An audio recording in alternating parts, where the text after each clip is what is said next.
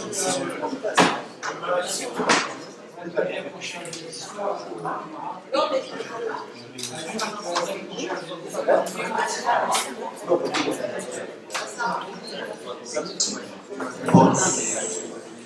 à toutes et à tous.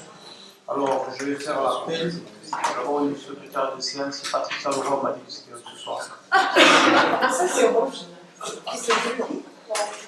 Alors, Baïsa Thierry présent, Hébert Audrey, David Jean-Christophe, Annie Galibert qui a donné pouvoir à Charline Ouanet, Dure Philippe, Garcia Josepha, Graine Marcel, Jiménez Silva, Nicolas Nouma, Pelé Marie-Hélène, Para Séraphin, Munoz Dominique qui a donné pouvoir à Sandrine Galabo, Munoz, Archimo Nicolas, Galabo Munoz Sandrine, Bouffini Hervé, Boudé Manuel, Roger, Caruso Vanessa, Laurent Dali, Agnès Delphine, Boudjema Bruno qui a donné pouvoir à Vanessa Caruso, Leroy Patricia, Deleu Jean-François, Boinel Charline, Stéphane Simon, Estrada Calueva Diziane,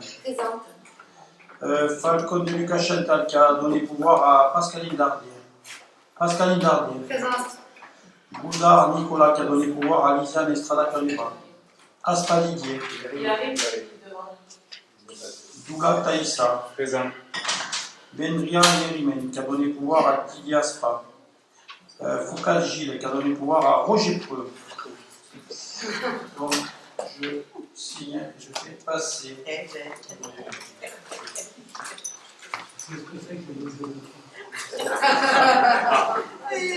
C'est pour ça que tu règles aussi bien.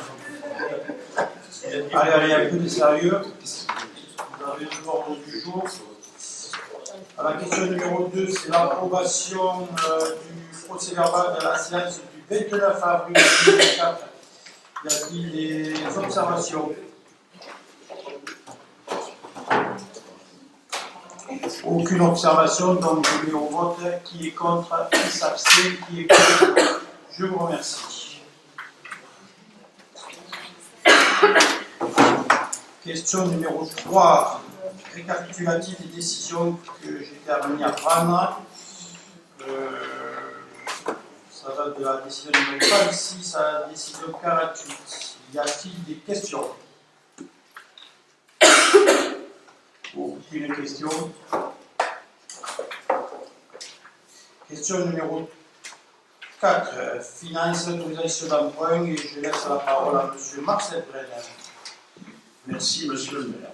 Bien, mesdames, messieurs, il faut d'abord que je rappelle que par délibération du 17 décembre 2021, relative aux délégations que le conseil municipal accorde au maire en vertu de l'article L. 2122-22 du Code général des collectivités territoriales, l'Assemblée délibérante a autorisé monsieur le maire à procéder dans la limite de 1 million d'euros par an à la réalisation des emprunts destinés au financement des investissements prévus dans les divers budgets de la ville.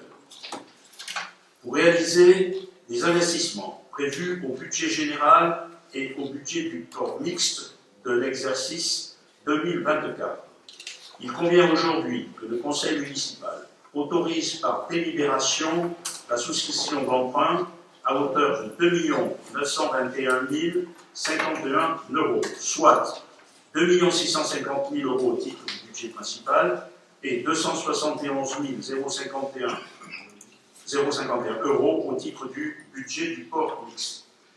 Il faut rappeler par ailleurs que la commune a mené une politique forte en vue de réduire le stock de la dette en ne souscrivant aucun emprunt en 2022, un emprunt de 1 million en 2023, ainsi qu'un prêt relais de 1,2 million pour acquérir le bien de la famille Spinelli en vue de l'installation du futur centre technique municipal.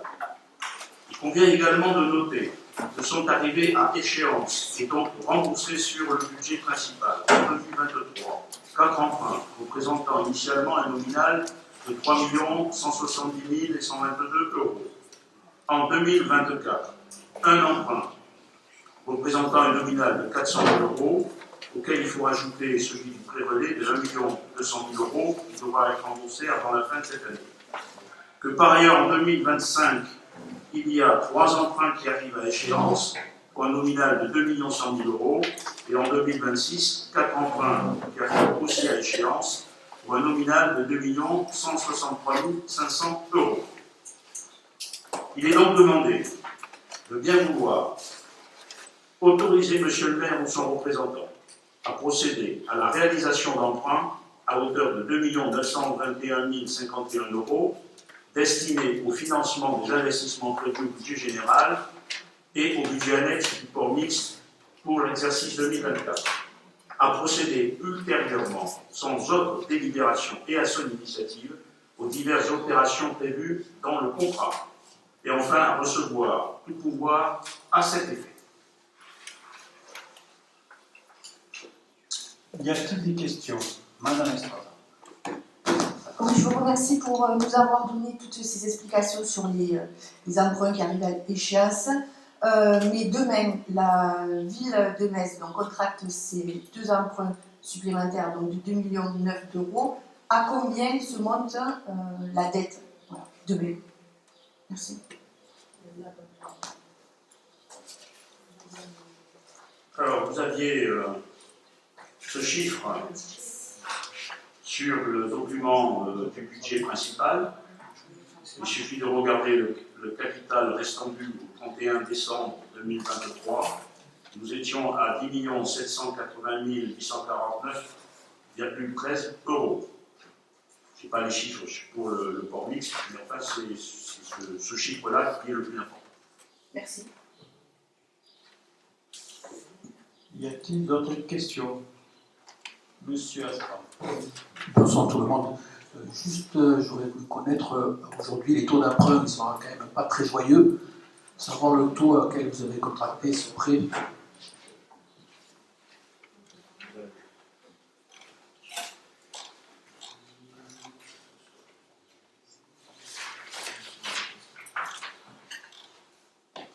Alors actuellement, nous sommes en négociation auprès de plusieurs organismes de prêt.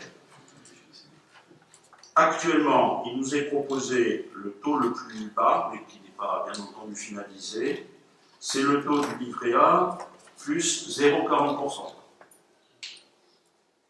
Donc ça paraît être quelque chose, je dirais, assez intéressant par les temps qui courent, avec des incertitudes devant lesquelles notre pays est confronté. Après, je ne connais pas le choix. Il y a d'autres propositions, mais à des taux plus importants, selon les types de banques, dans le territoire, APA, Crédit Agricole, etc. Voilà. Ce qui montre que les banquiers ont finalement confiance en la commune, puisqu'elle a su réduire son stock de dette d'une façon importante, qui va encore être réduit par rapport aux emprunts passés, et que ça nous permet de retrouver une capacité d'emprunt pour mener à bien les investissements qui ont été inscrits, bien entendu, dans le programme qui a été présenté à l'ensemble de nos concitoyens, et surtout, ces capacités d'investissement sont nécessaires pour amener, faire évoluer notre commune vers, je dirais, plus de satisfaction de nos concitoyens. Y a-t-il d'autres remarques? Aucune, donc je me vote. Qui est contre? Qui s'abstient? 7, c'est ça? Et qui est pour?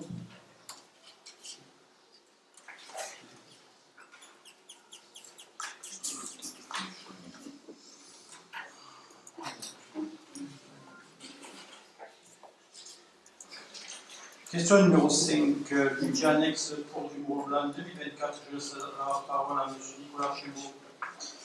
Merci, monsieur le maire. Des études préalables au dragage du port de Mont-Blanc étant nécessaires, il convient d'ajuster le budget de la façon suivante. Au chapitre 22, diminuer le compte 2551, installation complexe spécialisée de 20 000 euros, et au chapitre 20, augmenter le compte 2031, frais d'études de 20 000 euros. Il est demandé au conseil municipal de bien vouloir approuver cette dette. Y a-t-il des questions? Monsieur Aspar. Oui, je voterai cette question, mais quand même, il y a un bon nombre d'études qui ont été faites sur le port du Mont-Blanc, et des études de dragage notamment. Je ne sais pas si c'est bien utile de recommencer à faire des études.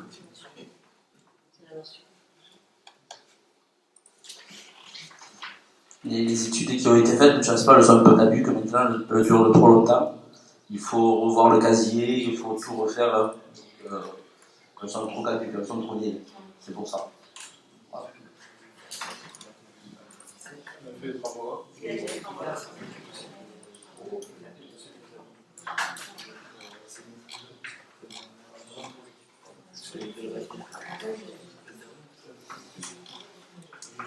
Je vais laisser la parole à monsieur Jean-Michel Maurice. Oui, donc en fait, ce qui est indiqué, c'est des études, mais ça correspond en fait à l'étude de faisabilité, puisque là, on a eu donc, des autorisations qui ont été données de l'État sur 10 ans de procéder des dragages, et là maintenant, il faut finaliser de façon précise, à la fois par des données bathymétriques qui datent de 2017, les nécessités en termes d'urgence et de priorité sur le Mont-Blanc pour avoir des indications volumétriques suffisantes pour procéder à l'examen de la quantité à draguer, qui doivent aussi comprendre les capacités du casier à pouvoir donc absorber une partie de ces dragages, mais ça concerne aussi les études d'avant-projet de maîtrise d'œuvre qui vont permettre de présenter aux professionnels du conseil portuaire le phasage de toutes ces opérations de programmation des dragages qui vont s'étaler sur plusieurs années, puisque voilà, la capacité de traitement est limitée au casier. Donc tous ces travaux-là, ces études sont faites pour finaliser et présenter au conseil portuaire une programmation et un phasage des dragages à venir sur les années à venir. Voilà. Donc c'est nécessaire, maintenant on rentre sur une partie faisabilité et programmation. Y a-t-il d'autres questions? Aucune, donc je me vote qui est contre, qui s'abstient, qui est pour. On est pour. On est pour. Vous êtes pour, d'accord. Oui, oui. Ok, non. On va se projeter. Ok.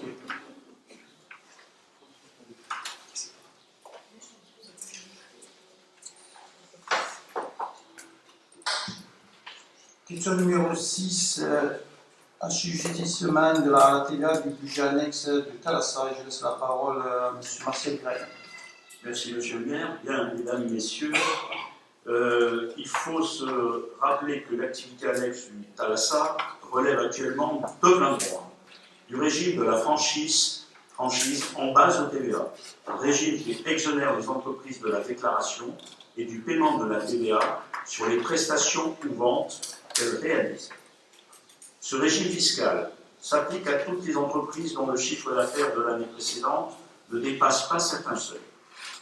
Or, le chiffre d'affaires du Thalassa étant désormais supérieur à 39 100 € depuis le 1er décembre 2023, le budget annexe du Thalassa est donc à assujettir à la TVA de plein droit, sans possibilité de dispense, que nous a confirmé le comptable du Trésor. Il convient donc de prendre acte de l'assujettissement au régime fiscal de la TVA à effet rétroactif au 1er décembre 2023 pour le budget annexe du Thalassa, opter pour le régime réel de TVA et donc autoriser M. le maire à accomplir les formalités nécessaires auprès de l'administration fiscale et à procéder aux opérations comptables nécessaires qui en découlent. Y a-t-il des questions? Alors, je vais mettre au vote. Je ne prendrai pas part au vote en tant que président de la SEMAVAT et les membres du conseil aussi d'administration. Voilà. Donc, oui, Charline, Patricia, Nicolas et moi. Et Pardon, qui est représentant du département. Donc, je mets au vote qui est contre, qui s'abstient, qui est pour. Je vous remercie. Question numéro 7, budget du Thalassa. Je laisse à nouveau la parole à M. Marcel Grain. Merci, monsieur le maire. Alors, consécutivement à l'assujettissement à la TVA du budget annexe du Thalassa, à compter du 1er décembre 2023, il convient, en dépenses, d'augmenter au chapitre 67, charges exceptionnelles, le compte 673, titre annulé, de 51 753,42 centimes d'euros, et d'augmenter en recette au chapitre 77, produits exceptionnels, le compte 77-18, autres produits exceptionnels sur opération de gestion, de 51 753 euros et 42 centimes. Il est donc demandé au Conseil municipal de bien vouloir approuver cette décision modificative du budget annexe du TANASA 2024. Y a-t-il des questions? Aucune, donc je me vote. Pareil, je ne prendrai pas part au vote, ainsi que les membres du conseil d'administration. Qui est contre? Qui s'abstient? Qui est pour? Je vous remercie.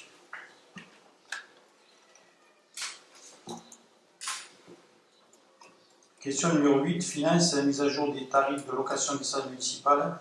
Donc, ce projet de délibération ne présente pas de modification particulière, seulement l'ajout des tarifs de la salle de la cavalerie, qui suite à une erreur de manipulation informatique avait disparu des prix. Il vient d'approuver ces tarifs cavalerie, salle 1, salle 2, salle 3, journée 80 euros, demi-journée 40 et caution 500 euros. Y a-t-il des questions là-dessus? Aucune question, je mets au vote. Qui est contre? Qui s'abstient? Qui est pour? Je vous remercie. Question numéro 9, finance et tarification des spectacles et événements culturels saison 2024-2025. Je laisse la parole à M. Fouquet. Merci, Monsieur le maire. Alors, il convient d'approuver les tarifs qui sont déclinés dans le projet de délibération proposé pour les tarifs des manifestations culturelles à compter du 1er septembre 2024. Ces tarifs traduisent la volonté de la municipalité de rendre la culture accessible à tous et de fidéliser les publics par un système d'abonnement. Il est donc demandé à l'Assemblée de bien vouloir valider ces tarifs. Donc ils seront applicables à partir du 1er septembre 2024. Y a-t-il des questions, des observations? Aucune, donc je me vote. Qui est contre, qui s'abstient, qui est pour? Je vous remercie. Question numéro 10, c'est la subvention des motos de l'esport. Alors la ville a à cœur de soutenir l'association des motos de l'esport qui œuvre sans relâche. Animée par le souci de l'aide, l'entraide et la solidarité au bénéfice d'enfants handicapés pour les aider à mieux. Considérant que cette association a déjà soutenu les Mésois et qu'elle peut être amenée à nouveau à agir sur la commune, il est proposé de lui attribuer une subvention de 300 euros. Y a-t-il des questions ou des remarques? Aucune, donc je me vote. Qui est contre, qui s'abstient, qui est pour? Je vous remercie. Question numéro 11, subvention pour le judo club mésois. Je laisse la parole à M. Nicolas Archambault. Merci, monsieur le maire.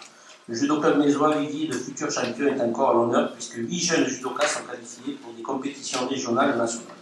Afin de les soutenir pour faire face aux frais engendrés par ces participants, par cette participation, il est proposé d'attribuer une subvention exceptionnelle de 1 000 euros qui contribuera à l'équilibre financier du club. Il demande au conseil municipal de bien vouloir accorder une subvention exceptionnelle de 1 000 euros au judo club mésois. Les crédits seront prélevés au chapitre 67, article 67-45 du budget 2024. Y a-t-il des questions ou des observations? Aucune, donc je me vote. Qui est contre, qui s'abstient, qui est pour? Je vous remercie.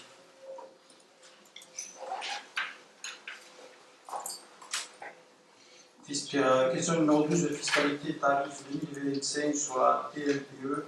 Et je laisse la parole à M. Marcel Graine. Merci, monsieur le maire. Bien, mesdames, messieurs, il faut se rappeler que la taxe locale sur la publicité extérieure, appelée TLPE, a été instaurée par la commune en 2014, laquelle en a alors fixé les tarifs. Elle est due par toute entreprise exploitant un support publicitaire, enseigne, préenseigne ou publicité, et ce, quelle que soit la nature de son activité. Elle participe notamment à lutter contre la pollution visuelle. L'article L. 2333-10 du Code général des collectivités territoriales permet de majorer le tarif applicable. Mais, étant une commune de moins de 50 000 habitants, appartenant à un établissement public intercommunal de plus de 50 000 habitants.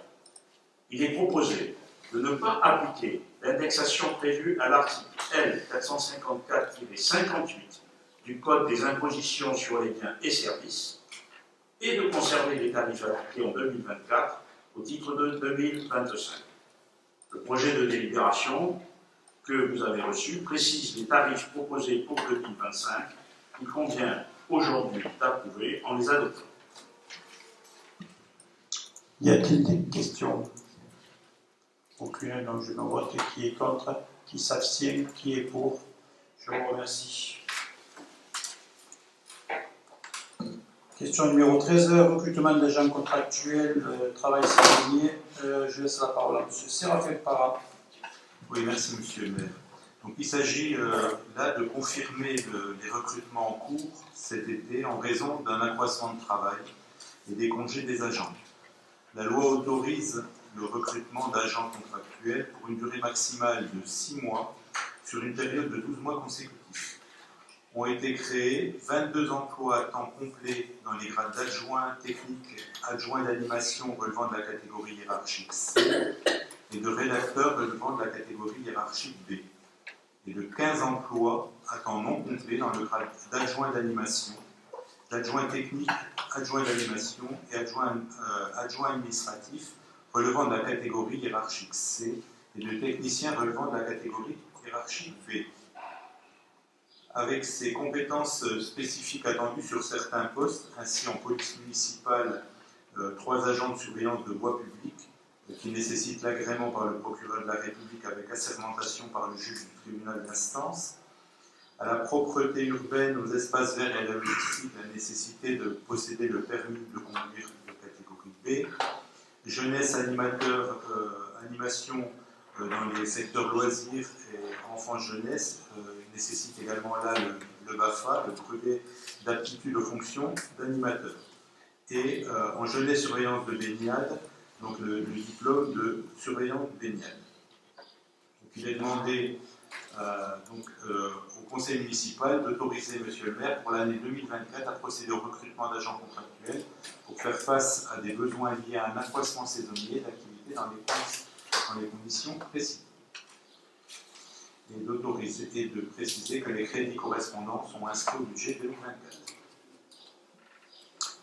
Y a-t-il des questions ou des observations? Aucune, donc je me vote. Qui est contre? Qui s'abstient? Qui est pour? Je vous remercie. Question numéro 14. Couverture risque de prévoyance. Je laisse la parole à nouveau à M. Séraphin Parra. Avec la réforme de la protection sociale complémentaire dans la fonction publique territoriale, initiée par une ordonnance du 17 février 2021, les collectivités territoriales et les établissements publics locaux doivent contribuer au financement des garanties de protection sociale complémentaire. Donc la ville de Metz participe déjà au contrat de prévoyance à raison de 12 € par mois et par agent. Donc, le contrat collectif de la collectivité se termine le 31 décembre 2024. Une nouvelle mise en concurrence doit être donc envisagée. Le centre de gestion de l'Hérault propose d'organiser une procédure de mise en concurrence en vue de conclure une convention de participation relative au risque prévoyant. Pour cela, les collectivités doivent lui donner mandat. Donc, à l'issue de la procédure, le conseil centre de gestion nous informera des résultats et des offres proposées pour les agents et les collectivités restent libres d'adhérer ou non à la proposition qui est faite. L'avantage de passer par le centre de gestion est de pouvoir bénéficier d'une consultation mutualisée où le rapport entre les tarifs et les garanties sera plus avantageux qu'en cas d'action isolée, la force de négociation du centre de gestion étant plus importante. Il est à préciser que le comité technique a rendu un avis favorable à la délivrance de ce mandat le 14 mai dernier. Donc, il est demandé au conseil municipal d'approuver la convention et de permettre à monsieur le maire de signer cette convention. Y a-t-il des questions, des observations? Aucune. Donc je me vote qui est contre, qui s'abstient, qui est pour. Je vous remercie.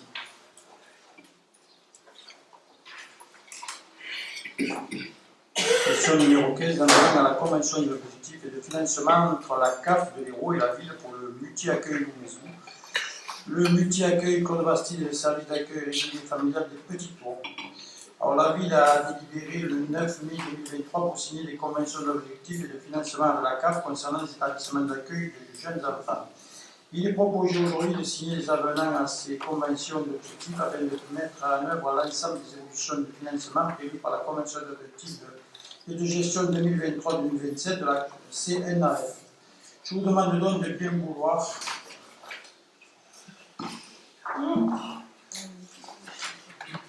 approuver les termes des avenants aux conventions d'objectifs et de financement jeunes en annexe entre la Caisse d'allocation familiale de l'Hérault et la commune pour le multi-accueil Loumaison, le multi-accueil Côte Bastide et le SARF Les Petits Tours. D'autoriser M. le maire ou son représentant à signer les documents et charger M. le maire ou son représentant de prendre toutes les dispositions nécessaires à l'exécution de la présente délibération.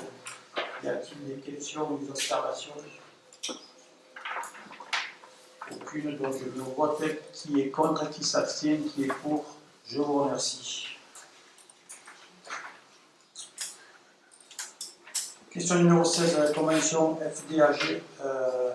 Alors, comme chaque année, il convient de renouveler la convention qui lie la commune et le département de l'Hérault pour la mise à disposition d'un fonds d'aide aux jeunes qui permet d'accorder des ressources financières exceptionnelles pour faire face à des besoins urgents, accorder des aides financières pour la réalisation de projets d'insertion et financer des actions d'accompagnement collectif. L'enveloppe pour 2024 se décompose de façon suivante. La part du département est de 7 000 € et celle de la commune égale à 3 500 €. Je vous demande donc d'approuver la convention de délégation de gestion du Fonds départemental d'aide aux jeunes FDAG entre le Conseil départemental et la ville de Metz pour l'année 2024. Dire que ces crédits sont inscrits au compte 657 362 subventions de fonctionnement aux organismes publics CCAS. D'autoriser M. le maire ou son représentant à signer la dite convention et charger M. le maire ou son représentant de prendre toutes les dispositions nécessaires à l'exécution de la présente délibération. Y a-t-il des questions? Oui, j'aimerais savoir combien de jeunes ont pu bénéficier de ce dispositif. On a vu que la somme était identique sur les précédentes années, donc ça doit couvrir l'ensemble des besoins. Donc voilà, et sur quel type de projet? Ensuite, faites attention à la délibération, mais vous l'avez rectifié quand vous l'avez présenté. Il y a une erreur dans le dossier où il est signalé pour 2022, or c'est pour 2024.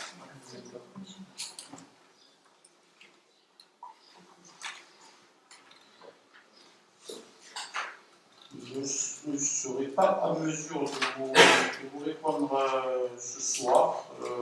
Logiquement, c'est Mme Galibert qui avait toutes les réponses. Malheureusement, Mme Galibert avec un problème personnel et n'est pas là ce soir. Donc, on vous fera un écrit et lors du prochain conseil, on vous répondra on donnera le détail exact des jeunes qui ont eu des aides financières.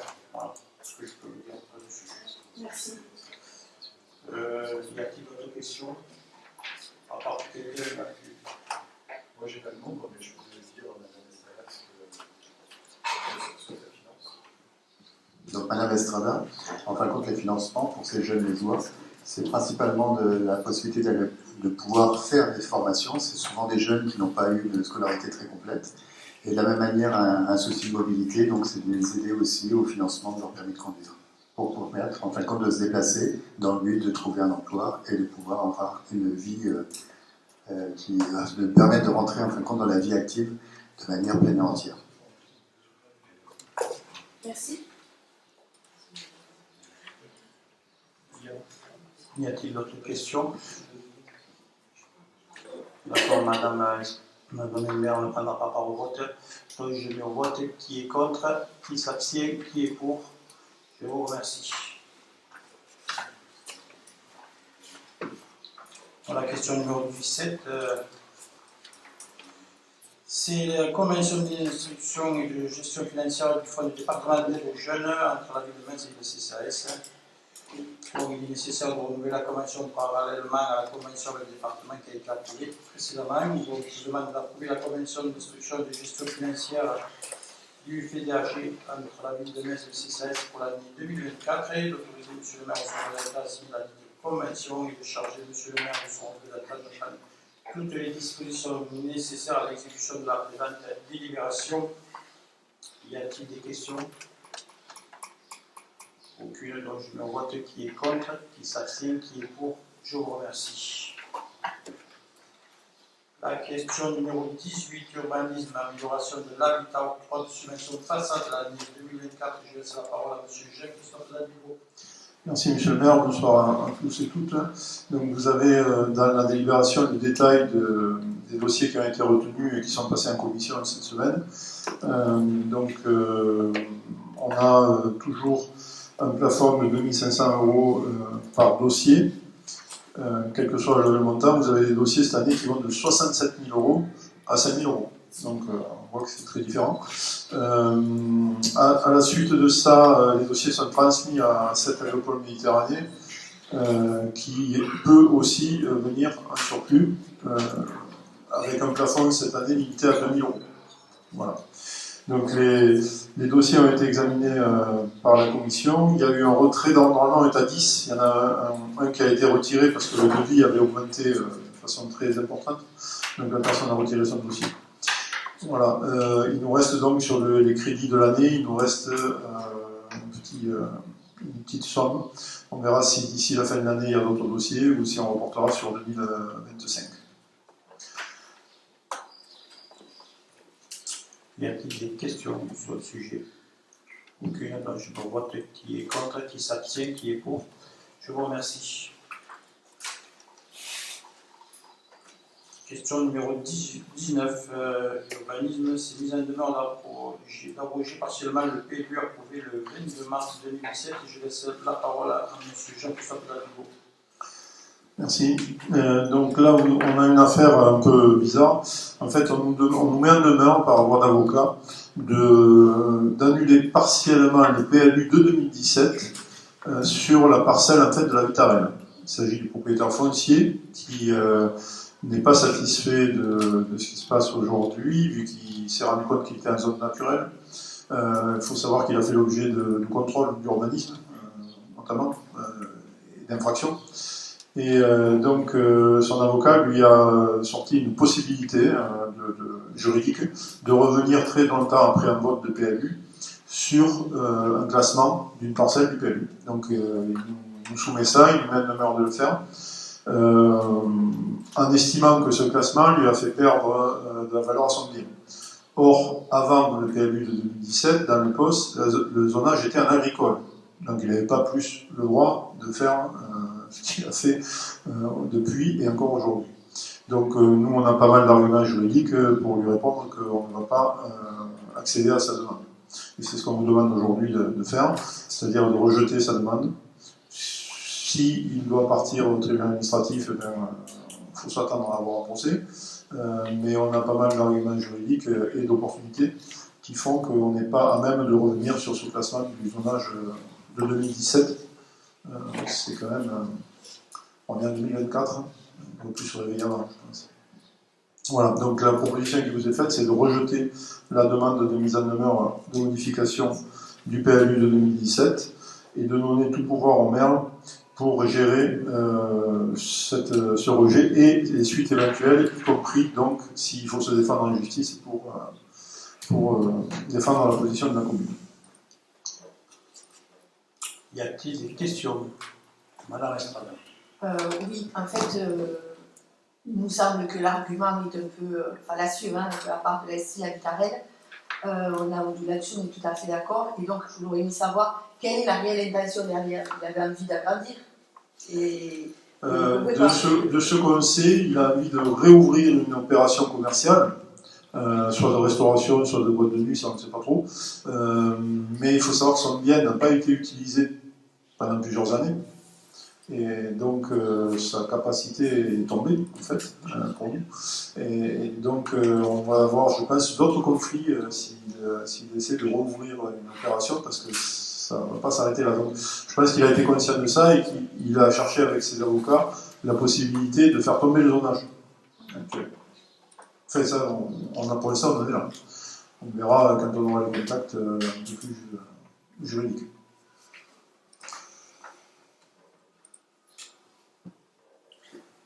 D'autres questions? Je mets au vote. Qui est contre? Qui s'abstient? Qui est pour? Je vous remercie.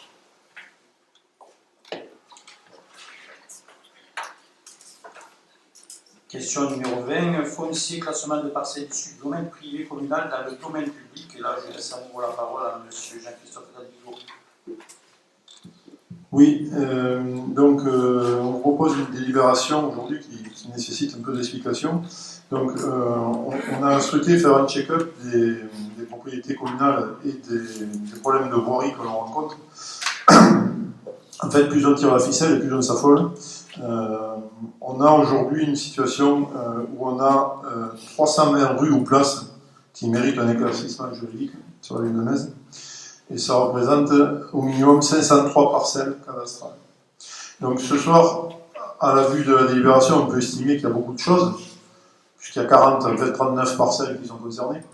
Mais ramené à ce qu'il va falloir faire, on n'est même pas à 10% de ce qu'il va falloir faire pour régler définitivement les questions liées aux rues qui sont du domaine privé communal ou privé tout court. Donc ce qu'on a souhaité faire dans cette délibération, c'est déjà mettre en œuvre ce qui avait été décidé et jamais exécuté. Ça, c'est le premier point. Donc c'est le plus simple. Donc là, vous avez dans la délibération le rappel des décisions prises par le conseil municipal le 22 mai 2002, le 1er mars 2004, le 11 avril 2005, le 27 juin 2005, le 21 septembre 2005, le 19 décembre 2005, le 16 février 2006, le 13 avril 2006, le 16 avril 2007, le 27 juin, etc., jusqu'au 2019. Donc, toutes ces décisions prises par le conseil municipal n'ont pas été exécutées. Donc là, on a déjà une facilité de se réappuyer sur ces décisions et à 3 parcelles près, qui sont les parcelles CL25, CL27 et CC129, de les basculer dans le domaine communal, public. Alors, pour quelle différence domaine privé et domaine public? Le domaine public, il est ouvert à tous, il est inaliénable, il est imprescriptible, etc. Il est géré par le conseil municipal. Le domaine privé communal, il est géré par l'exécutif, par le maire. Donc, c'est quand même assez important. Je vous disais qu'il y avait 3 parcelles qu'on ne souhaite pas basculer. En fait, il s'agit des parcelles cadastrales où on a la véranda et l'aire de jeu des Petits Taux, le bassin de rétention entre la rue Jules Verne et Henri Bessède, et le bâtiment et le siège de la pétanque mésoise et les postes de relèvement sur la parcelle CL25, le boulevard qui est derrière le jardin monté. Voilà. Donc ça reste du domaine privé communal. C'est important de clarifier cette situation. D'abord, parce que je vous dis, les règles applicables au domaine public sont beaucoup plus restreintes et la compétence ne relève que du conseil municipal et pas de l'exécutif, c'est important. Et ensuite, parce qu'il faut bien commencer par quelque chose, et avant d'attaquer les parcelles privées qui appartiennent à tout un chacun et qui sont en fait des rues, on a souhaité mettre de l'ordre dans notre propre patrimoine communal. Voilà. Donc cette délibération, elle a vocation à commencer à mettre de l'ordre dans le patrimoine communal municipal. Je vous répète donc, là on n'est même pas à 10% de ce qu'il va falloir faire, donc je pense qu'il y aura d'autres conseils, et à chaque conseil on va essayer d'en basculer de plus en plus pour y voir de plus en plus clair. Très concrètement, ça permet aussi de dire aux services techniques, là on est chez nous, là on n'est pas chez nous, on peut intervenir, on ne peut pas intervenir, etc. Et accessoirement, vous avez un quota de mètres carrés. On parle quand même de 30 563 mètres carrés plus 4 389 mètres carrés. Ça permet de rentrer dans la DGF communale au titre des longueurs de voirie. Donc c'est pas négligeable non plus. Voilà.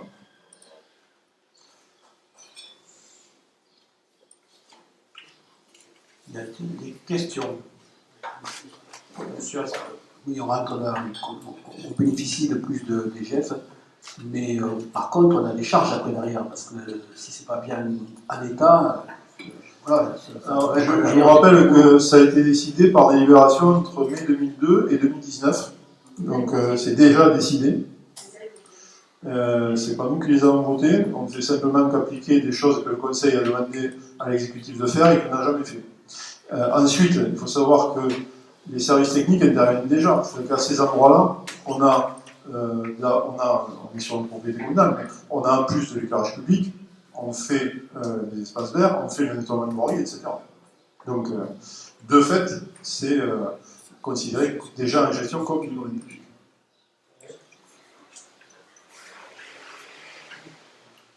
D'ailleurs, à ce sujet, j'aimerais quand même remercier Jean-Christophe avec les services de la mairie, avec les personnes qui est entièrement dévouée à faire ce travail-là. Et je peux vous dire que ça avance et puis sur les notaires aussi, parce que bon, il faut aussi que les notaires passent toutes ces délibérations qui ont été prises et qui malheureusement n'ont jamais été suivies des faits. Et là, le travail est fait et c'est vrai que on se retrouve confronté à des gens qui viennent, qui ne savent plus qui demandent si leur rue est privée et les services c'est pareil, ils ne savent plus trop où ils en sont. Donc on est en train de tout régulariser. Et ce que disait Jean-Christophe, il y a encore 500 rues à passer. Donc je remercie le travail qui est fait là-dessus. Voilà. Y a-t-il d'autres questions sur le sujet? Aucune.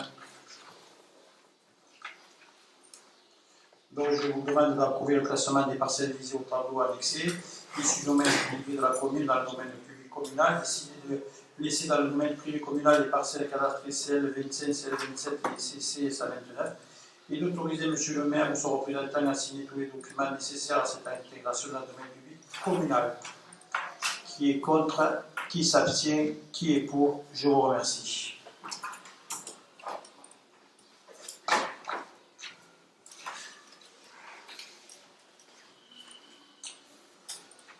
Alors, la question numéro 21, c'est la modification du contrat de concession immobilier urbain.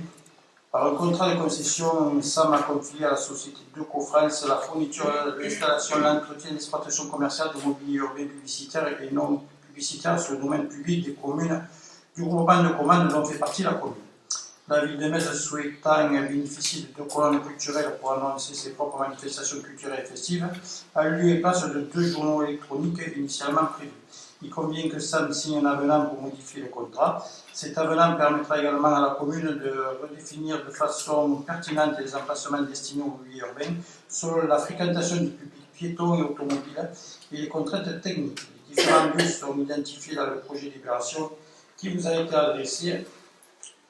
Donc, je vous demande d'approuver la modification numéro 1 en vertu de l'article R31377 du Code de la commande publique. Modification non substantielle du contrat 21SS001 du concession de services portant sur la mise à disposition, l'installation, l'entretien du mobilier et l'exploitation commerciale du mobilier urbain d'information. Il autorise cette agricole à signer cet avenant pour le compte de la ville de Metz. Y a-t-il des questions sur le sujet? Madame Estrada. C'est juste une remarque. On trouve dommage que les panneaux lumineux soient supprimés. C'était quand même quelque chose qui était apprécié par les associations ou par la population au profit de 2 colonnes Maurice, même si on trouve ça très classe et c'est bien, ça ira bien dans l'environnement et dans le cadre de vie. Et deuxième remarque, les positionnements des colonnes Maurice sont quand même assez proches. Pourquoi? Tout simplement. Alors, je vais vous répondre. Déjà dans un premier temps, ce contrat initialement prévu, qui avait été fait par votre équipe, comprenait 12 panneaux d'information sur la départementale, c'est-à-dire qu'on les mettait tous un derrière l'autre. En gros, dans le sens de la circulation, on ne voyait que la publicité, et c'est-à-dire que l'information de la ville, à part celui qui se baladait à pied à contresens, il n'était pas visible. Donc, dans un premier temps, nous avons refusé ce contrat et de ne pas les passer totalement sur la départementale. Nous avons reçu le responsable de la société DECO. Nous lui avons demandé des positionnements à des endroits bien spécifiques dans la ville, c'est-à-dire des endroits où il y avait du public. Justement, certes, il y a la publicité une publicité comme vous voyez actuellement, il y a des publicités d'alcool. Là, je tiens à vous dire que là-dessus, nous ne pouvons rien y faire. Voilà, ça je tenais à le faire remarquer aussi, parce qu'on a pas mal de remontées sur l'alcool. Il n'y a rien qui vous interdit, et je suis allé même voir les textes de loi s'il y avait des maires qui avaient des possibilités d'interdire. Pour le moment, il n'y a aucune loi qui peut interdire les publicités sur l'alcool sur les jours. Voilà. Après, ce que je peux vous dire, donc on a demandé à les positionner à des endroits bien stratégiques, justement pour pouvoir passer nos informations, afin d'éviter tous ces affichages que l'on a sur des panneaux, sur des vitres, un peu de partout. On essaie de cibler les endroits vraiment stratégiques à la ville. Pourquoi des colonnes Maurice? Les colonnes Maurice, parce que les 3 panneaux lumineux qu'ils nous donnaient, c'était vraiment des panneaux bas de gamme, c'est-à-dire les plus simples qu'il y avait. On a trouvé judicieux de les changer par 2 colonnes Maurice. Alors les 2 colonnes Maurice, là, il y a marqué sur l'esplanade. Alors il y en aura une qui sera juste devant le foyer Olombel, entre le commerce et le gym Marina, et l'autre sera positionnée sur le port de l'autre côté de la place Camille Vidal, c'est-à-dire là où il y a le parking à vélo et moto. Voilà, elles seront positionnées là. Qu'est-ce que je peux vous dire encore? Et le panneau lumineux sera à l'entrée du parking des Tonneliers. Justement, il va servir pour informer les automobilistes des manifestations qu'il y a sur cette place, parce que malheureusement, lors des manifestations, on a beaucoup de voitures qui s'en vont en fourrière, parce que malgré les arrêtés qu'il y a sur les barrières, entre ceux qui dépassent les barrières et ceux qui ne voient pas les arrêtés, donc à l'entrée du parking, il y aura une information qui permettra aux gens de voir la manifestation, style fête de l'huître, fête de ce que vous voulez, enfin, voilà ce qu'il a mis. Et après, voilà, ça a été un choix. Le panneau lumineux, ils étaient vraiment, c'était des vieux panneaux. On a préféré mettre les colonnes Maurice qui ont un style, je pense que ce soit sur la place Yves Pietrasanta ou sur la place du Rouport, ils auront tout à fait leur place. Et je trouve que c'est judicieux d'avoir fait ce choix. Sachez qu'il y a des villes qui ont monté le contrat, ils ont pu avoir des WC chimiques à une valeur de 40 000 €. Malheureusement, il a fallu se battre pour avoir 2 colonnes Maurice, parce que vu le prix des colonnes Maurice, voilà, mais je pense qu'il n'a pas été fait pour la ville de Metz et ni pour la ville de Poussin, il a été fait pour la ville que je ne citerai pas, qui est toujours la même. Et par contre, il y a eu des WC, il y a eu beaucoup de choses, et malheureusement, le contrat a été fait pour eux. Voilà ce que je peux vous dire là-dessus. Oui, dans le contrat, il est simplement spécifié que les colonnes, elles seront place d'Émile Coucoulier devant la police municipale et place Aristide de Briand devant Coco Coquillage. D'où le fait qu'on trouvait que c'était très proche. Maintenant, si vous déplacez sur la place Camille Vidal, effectivement, il y a beaucoup plus de passages et c'est plus judicieux. On a fait la même réflexion, c'est pour ça qu'elle sera placée prochainement.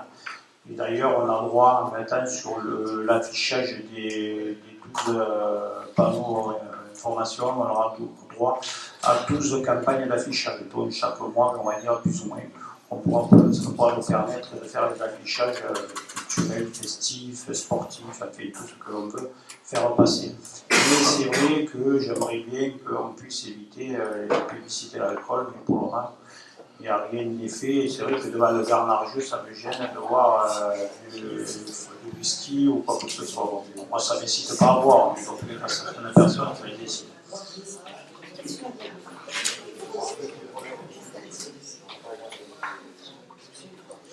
Y a-t-il d'autres questions? Aucune. Donc, je me vote qui est contre, qui s'abstient, qui est pour. Je vous remercie. La question numéro 22, c'est la commande publique, c'est le contrat de concession de l'aire du camping-car d'autorisation de rupture anticipée du contrat de la société Camping-Car Parc. Et je laisse la parole à M. Jean-Christophe Davigo. Oui, merci M. le maire. Donc, on s'est aperçu à l'occasion des rapports qu'on a eus avec la société Camping-Car Parc que la part du chiffre d'affaires rendu à la ville de Metz était très inférieure à ce qui se faisait aujourd'hui sur les nouveaux contrats signés. On a eu un contact avec eux aussi parce qu'ils ne respectaient pas une obligation du contrat qui était que le conseil municipal, chaque année, si les tarifs doivent bouger, valide les nouveaux tarifs. Et ça, ils ne l'ont jamais fait.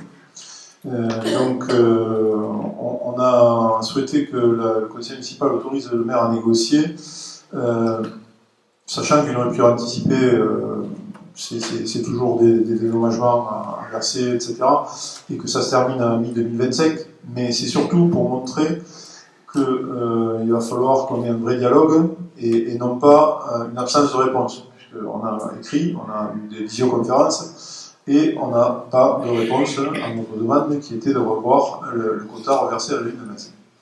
Donc, en clair, ce qu'on demande, c'est d'autoriser M. le maire à négocier. Pourquoi on dit négocier une rupture anticipée? Parce que dans les conditions juridiques, rompre une DSP par anticipation, ça peut donner lieu à des pénalités, etc.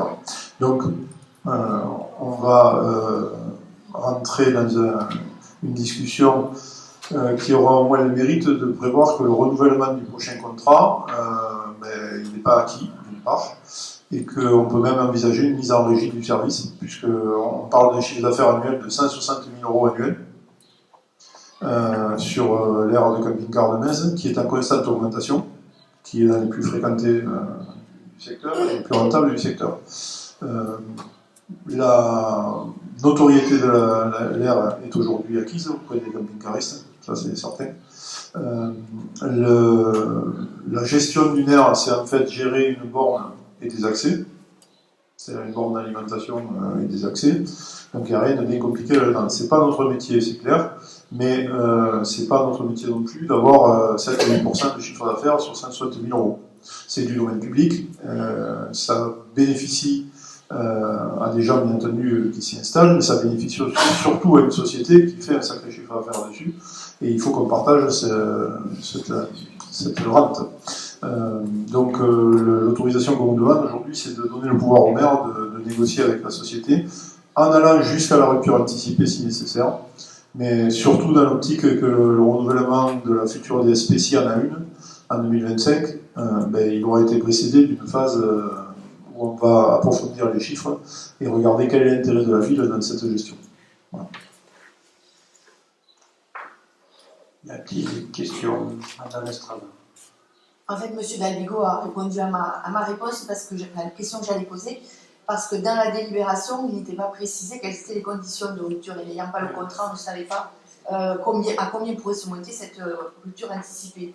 Donc on comprend que là, c'est pour mettre un peu un coup de pression et négocier plus facilement, et que vous envisagez aussi une gestion en régie. Et également constater que les demandes que l'on fait aujourd'hui n'ont pas eu de réponse, d'une part, et d'autre part qu'ils sont en faute, puisque ayant systématiquement augmenté leurs tarifs chaque année, ils n'ont pas sollicité la validation par le conseil municipal. Donc ils sont bien dans une faute de gestion de la délégation de service public aussi. Voilà. En gros, on est clair là-dessus. Hein. Après, on n'est pas, si on doit partir en rupture juridique, ça va se terminer en conflit, ça va être long, etc. Mais ça vaut le coup peut-être de le faire parce qu'au moins on reprend la main et on est libre totalement de gérer cette aire de cas. Le pire qui va arriver, c'est qu'ils vont retirer leur borne, on remettra une. Ça n'est pas d'accord. Voilà. Moi, ce que je pourrais dire, c'est que cette aire est quand même la première d'Occitanie en termes de fréquentation, et c'est la 10e en France. Lors des discussions, nous nous sommes rendus compte que la ville touchait seulement 9,8% du chiffre d'affaires, alors que certains endroits ils touchent 66%, ce qui est énorme. C'est-à-dire que la ville de Metz touche à peu près 13 000 € par an, alors qu'on aurait dû toucher 110 000 €. La différence est énorme. Donc, il y a d'autres endroits, alors je pense que c'est un peu la tête du client, il y a d'autres endroits où ils sont à 50%. Donc voilà, je pense qu'il va falloir négocier. En plus, quand nous avons eu un visio, le gars nous avait dit, qu'il nous a dit même qu'ils avaient fait une au Portugal, et qu'ils ont pris pour le monsieur qui a demandé à faire cette terres au Portugal, a dit j'aimerais avoir la même que Metz. Donc, en plus, ils ont pris Metz comme exemple. Donc voilà. Donc, dans les négociations, on va faire en sorte que la part soit plus importante pour la ville de Metz. Après, on sait que tard, donc quand même, on va dire, ils sont quand même reconnus, ils ont quand même tout un réseau, on n'est pas là pour lutter, voilà. Et je veux qu'on négocie, parce que franchement, 9,8 comparé à 66%, il y a quand même une grosse marge. Voilà. Sachant qu'ils ne respectent rien, comme a dit Jean-Christophe, par rapport aux tarifications. Normalement, c'est nous, comme c'est le conseil municipal qui vote les tarifications, et ça n'a jamais été fait. Et voilà. Donc, vous l'avez vu dans la dernière fois, je crois qu'on a fait le rapport, on a donné le rapport, qui était marqué le nombre de nuitées, et on a des taux de remplissage très très importants. Même, je vais vous dire mieux, quand on les a reçus, ils étaient même prêts à mettre une dizaine de places de plus parce que justement l'air est très très demandé. Voilà ce que je pouvais dire là-dessus. Y a-t-il d'autres questions ou observations? Aucune. Non, mais je ne vote qui est contre, qui s'abstient, qui est pour. Je vous remercie. Alors on reste sur les camping-cars. La question numéro 23, c'est le tarif de camping-car. Je laisse la parole à Mme Vanessa Caruso. Merci Monsieur le maire. Conformément aux conditions fixées dans le contrat, la société Camping Car Park doit consulter la commune avant de procéder à l'évolution des tarifs sur l'aire de Metz. À compter du 1er juillet 2024 et ce jusqu'à la fin de l'année civile, les tarifs appliqués seront les suivants. Du 1er juillet au 30 septembre, 14,50 € par 24 heures hors taxe de séjour. Et du 1er octobre au 31 décembre, 13,10 € par 24 heures hors taxe de séjour. Je vous demande donc de bien vouloir approuver ces tarifs. Y a-t-il une question? Aucune, donc je me vote qui est contre, qui s'abstient, qui est pour. Je vous remercie.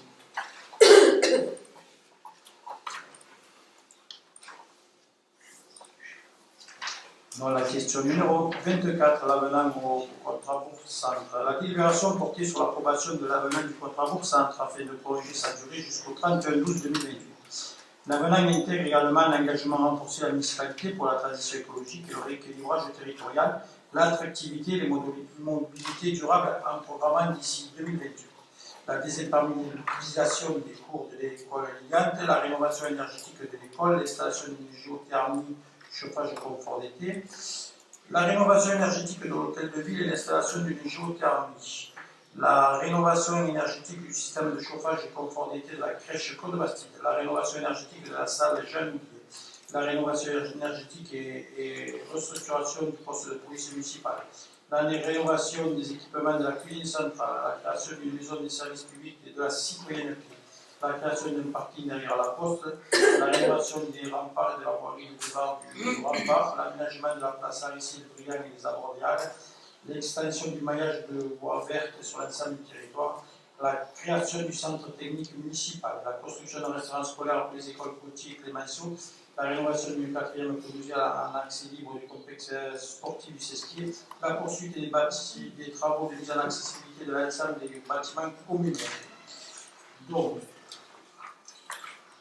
je vous prie d'approuver l'avenant numéro 1 au contrat bourg-centre Occitanie-Pyrénées pour la ville de Metz et d'autoriser M. le maire à engager toutes les démarches et à signer toutes les actes et les pièces afférentes. Y a-t-il des questions?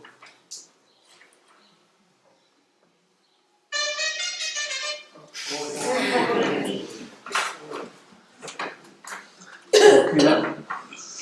On va écouter, je mets en vote qui est contre, qui s'abstient, qui est pour. Je vous remercie.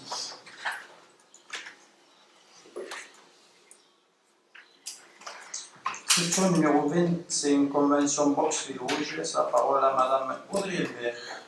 Merci Monsieur le maire, bonsoir à tous. Donc, cette délibération porte sur les termes de la convention relative à la cession à titre gratuit de cette agropole sur les consignes à vélo pour 4 vélos similaires à celles qui avaient déjà été installées sur le port de Metz. Elles vont être installées sur le parking aménagé route de Villera que dit le parking Calamat. Donc il convient d'approuver à terme de cette convention qui a été transmise à l'ordre du jour et que le maire la fasse voter.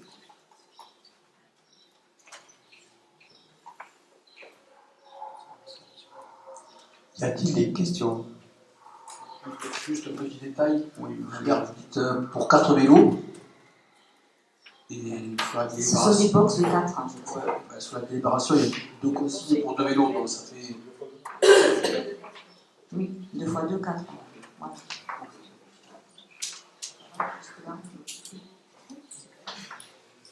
D'autres remarques?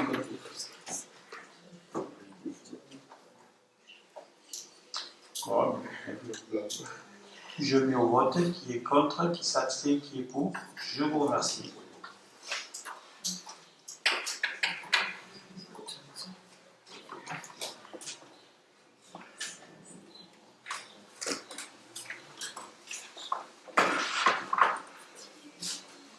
Alors, question numéro 26, projet artistique transformateur. Et je laisse la parole à M. Séraphin Parent. Oui, dans le cadre du budget participatif 2023, un des projets retenus était de décorer les transformateurs EDF. Donc, dans ce cadre-là, il y a une convention qui est de partenariat avec Enedis et Hero Energy qui est annexée à la délibération et qui nous permet d'obtenir une subvention de 1 300 € par transformateur. Donc pour un budget initial qu'on avait évalué à 5 000 €, qui est le montant demandé par l'artiste. Voilà, donc il est donc proposé au conseil municipal de bien vouloir approuver le projet de convention de partenariat avec Enedis Direction Territoriale Hero et Hero Énergie pour la mise en œuvre du projet participatif et d'autoriser monsieur le maire ou son représentant à signer la convention et tout document nécessaire à la mise en œuvre de ce projet. Y a-t-il des questions? Aucune question, donc je vais au vote. Il y a deux, pas la parole au vote, Mme Ender et Mme Silva. Donc, je mets au vote qui est contre, qui s'abstient, qui est pour. Je vous remercie.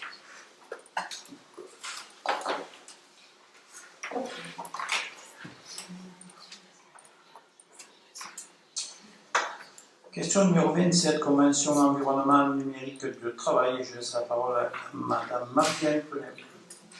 Merci et bonsoir à tous. Alors, depuis plusieurs années, une convention est conclue avec l'Académie de Montpellier pour la mise en œuvre d'un environnement numérique de travail dans les écoles de Metz. Il s'agit d'une plateforme numérique sécurisée qui permet aux écoles de disposer de différents services de communication, de messagerie avec les parents, de gestion de vie scolaire ou de ressources pédagogiques. La dernière convention arrivant à son terme fin septembre, il convient de la renouveler. Ce sont les écoles Éviante, Jules Verne, Clémenceau ainsi que la Calandrette qui adhèrent à ce dispositif pour un coût total de 180 €, c'est-à-dire 45 € par école. Il est donc demandé au conseil municipal de bien vouloir approuver la convention de partenariat et de autoriser monsieur le maire ou son représentant à la signer ainsi que tout document y afférent. Y a-t-il des questions? C'est bien les 4 écoles qui sont concernées. Parce que dans la libération, c'était marqué 3, c'est pour ça. Mais dans la convention, c'était bien les 4. C'est les 4, ok. Ok.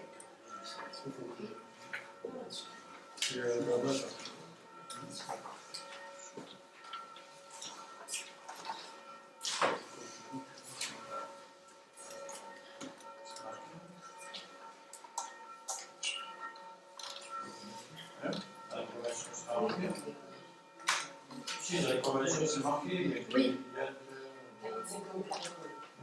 D'accord, c'est marqué. Y a-t-il des observations? Question aucune, donc je mets en vote qui est contre, qui s'abstient, qui est pour. Je vous remercie.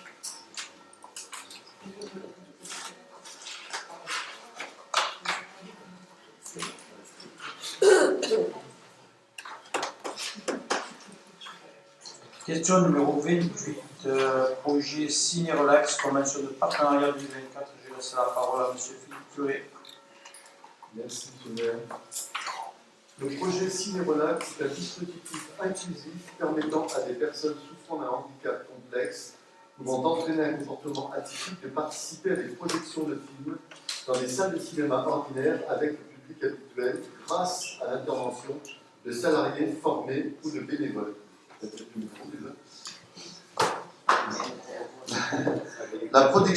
la projection est adaptée pour permettre d'optimiser ce temps d'échange et de partage, accueil et information du public adapté, son abaissé, extinction progressive de la lumière, ni publicité ni bande-annonce. Portée par les associations Culture, Relax et Anti-Action CAP 34, la ville de Metz a souhaité adhérer à ce projet, soucieuse de rendre la culture accessible à tous. Il convient donc de formaliser ce partenariat au travers d'une convention qui vous a été transmise. Il est donc demandé au conseil municipal de bien vouloir approuver les termes de la convention Ciné Relax Metz et d'autoriser le maire ou son représentant à signer cette convention. Y a-t-il des questions? Aucune. Alors, je m'en vote qui est contre, qui s'abstient, qui est pour. Je vous remercie. Question numéro 29. Affaires culturelles. C'est la demande de subvention du temps de l'État. Je laisse la parole à M. Philippe Curé. Merci.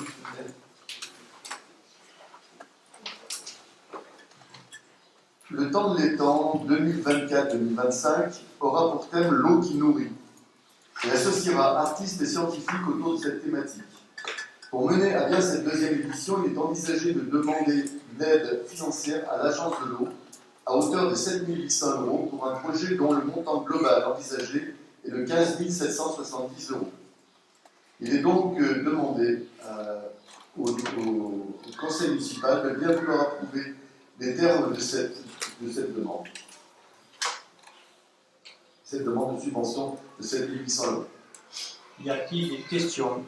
Juste une question, les 15 770 €, c'est le budget total sur tout le temps de l'étang? Non. Ah, parce que je savais pas. Okay.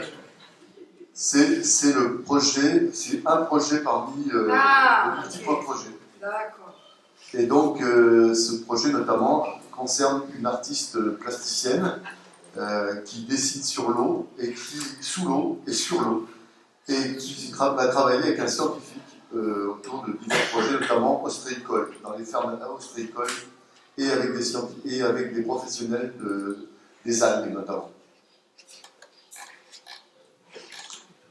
Y a-t-il d'autres questions? Donc, je mets au vote qui est contre, qui s'abstient, qui est pour. Je vous remercie. Question numéro 30. Participation financière à la prise en charge des renforts de gendarmerie 2024. Je laisse la parole à M. Séraphin Parra. Alors, comme chaque année, pendant l'été, la commune reçoit des renforts de gendarmerie. Alors, cette année, contrairement aux années précédentes, du fait des Jeux Olympiques, ce sont des gendarmes territoriaux qui seront affectés donc, au renfort de la brigade de Metz et de Ballaruc. Donc, ces gendarmes sont accueillis et donc les collectivités doivent prendre en charge leur hébergement. Donc là, ils sont hébergés dans un camping à Bouzik, camping Loup-la-Bêche. Et donc la facture, les frais d'hébergement s'élèvent à 10 553,30 €. Et donc la quote-part pour la commune de Metz, c'est 2 738,29 €. Donc il est demandé au conseil municipal, à l'Assemblée délibérante, de bien vouloir approuver les termes de la convention relative à la répartition des frais d'hébergement et d'autoriser M. le maire ou son représentant à signer la dite convention et tout document si rapporté. Y a-t-il des questions? Aucune. Donc je me vote qui est contre, qui s'abstient, qui est pour. Je vous remercie.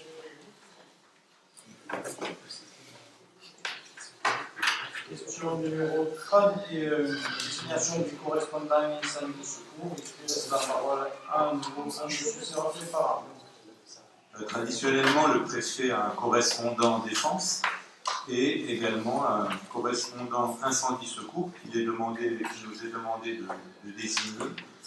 Donc il est proposé donc, le correspondant sécurité incendie secours et l'interlocuteur privilégié du SDIS pour informer et sensibiliser les élus et les habitants de la commune sur les questions relatives notamment à la prévention, la protection et la lutte contre les incendies. Donc il est proposé de désigner M. Marcel Graine conseiller municipal comme correspondant incendie et secours de la ville de Metz.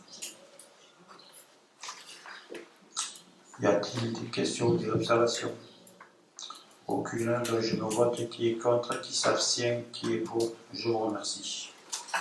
Voilà, nous arrivons au terme de ce conseil municipal.